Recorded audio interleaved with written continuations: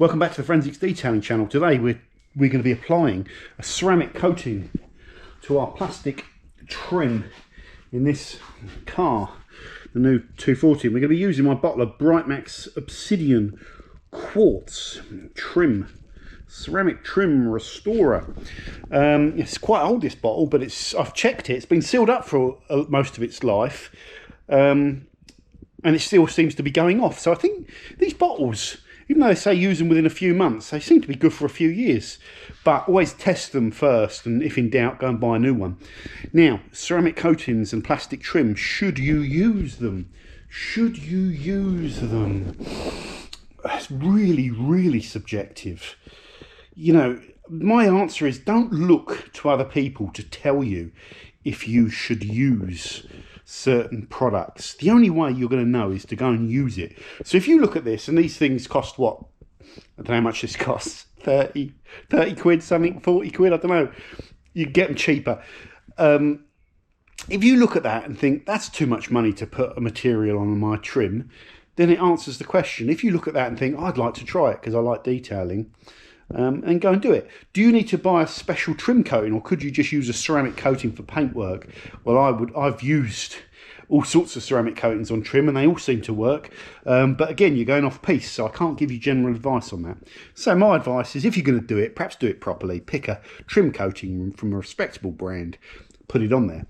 If you've got a new car, I would say it's definitely more worth doing than a car where the scuttle might be 20 years old and faded and battered anyway, although this is supposed to help restore the finish. But I don't know, I feel like it's maybe protecting it a little bit. Certainly it keeps the water off it a bit.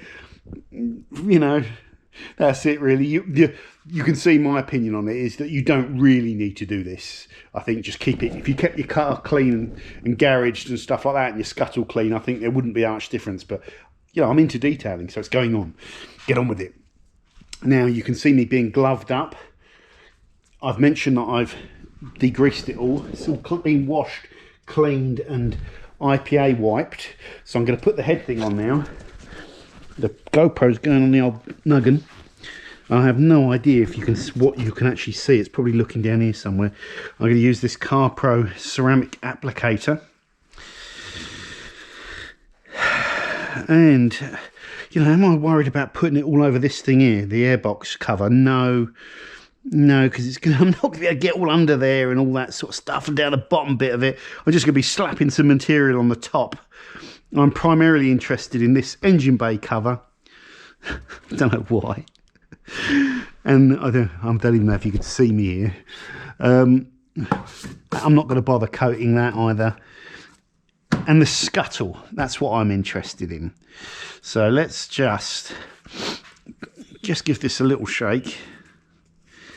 What do the instructions say? Oh, I don't know, my eyes aren't that good. Apply it, be careful. Apply it, don't hurl it on. Job done.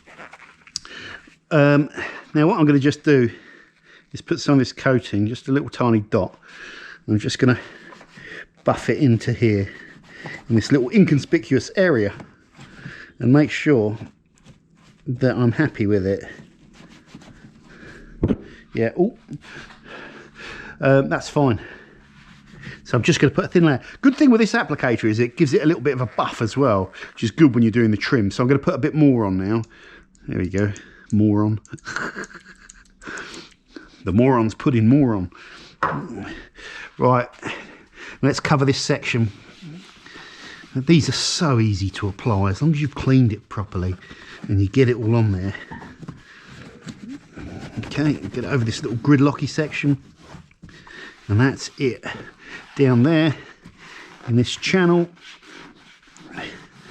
along there. I don't want it on that rubber stuff. Can you? Hopefully you can see all this. Sorry if you can't. You're going to be going very frustrated, but it's very hard to do this GoPro thing and get it all right. Now I don't want this on my glass, so I'm just going to stay away from that little top section of the rubber there.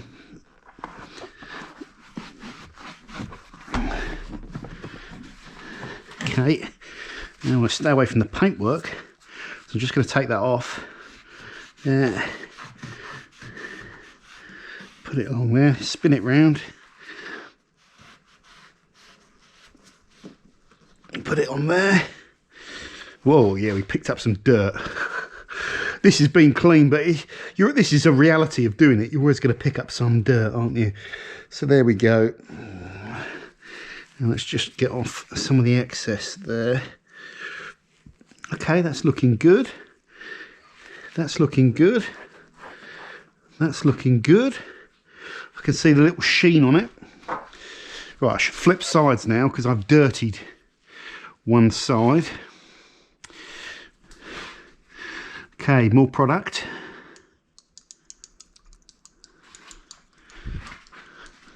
Yeah, good amount of product here. I don't want to keep coming back every 2 seconds, filling up with this. There we go. Stay away from that glass. Stay away from that glass. Get it all in there. Get it all in there. Get it all in there. Let's get this top bit done so I'm not busting my balls. Okay. All over there. All over there. All over there. Oh, I missed that bit. Let's go back and get that. Whatever that thing does, I suppose that's stopping all the debris coming through. Okay, that's good. Bit more, you know, if you cleaned it properly, because this should stay clean or cleanish. Good amount in there. In we go.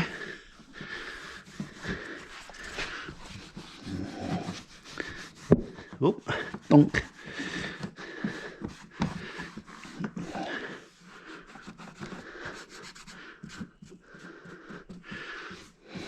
Okay, this is a bit that gets dirty, so let's use the dirty side. This. There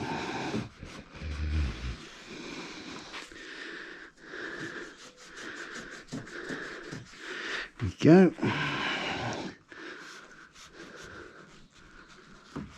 There we go. Back over to the clean bit.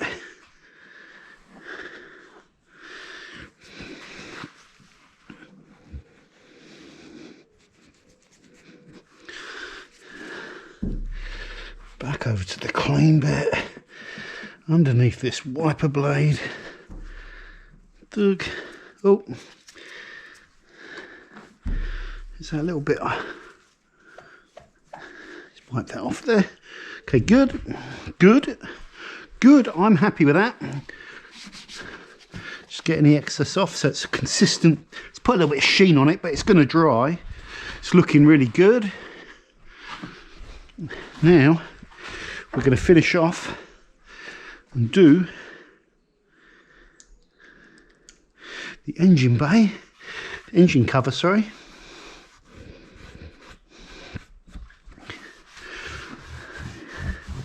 So easy to apply this. Let's keep it away from that. Get it in the gaps.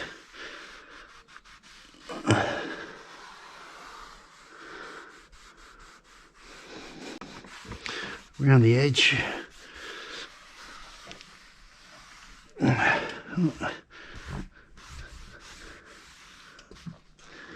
hold on a second.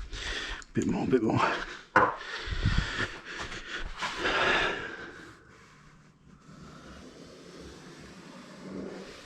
That's it.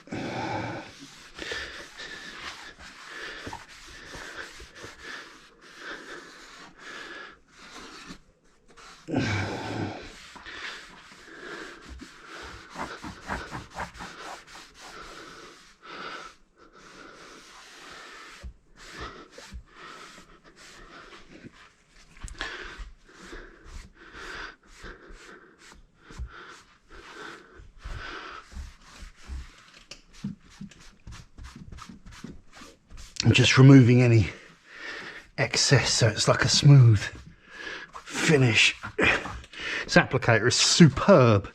CarPro, that's a really nice applicator.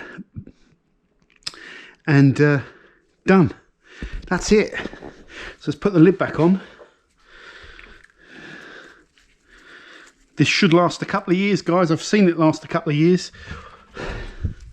So I did exactly the same thing on my N140. It's a good product, this Bright Max quartz. Right, let's take this off. Okay, and now I can see what you're seeing. So I just want this to dry. If you're worried about the finish, you can get a clean microfiber towel and go over it. You know, but it's all going to dry and it's going to be consistent. It should look exactly the same. Once it's dried, you shouldn't even know it's on there. If you've got any like big footprints of product, just level them down. It's a doddle. It's a doddle to apply. It's just like applying an oil. You know, imagine you're putting olive oil over it and you just don't want loads of olive oil. So as long as your little applicator is wet with your olive oil or your baby oil, and you're seeing it go on and wet the surface, and there's not excess product there, you're going to be fine. And that's it. So let me know your thoughts on all of this. This car's nice and clean under here. It's one of the first things I've done. So the engine bay will be good. These could do with a little bit of like rubber dressing or something like that. But let's bring this down.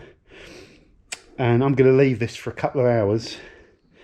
I've got to go out, and then when I come back, I'm going to be wet sanding this knobbly stuff here, which you can't see, and then polishing the front bumper.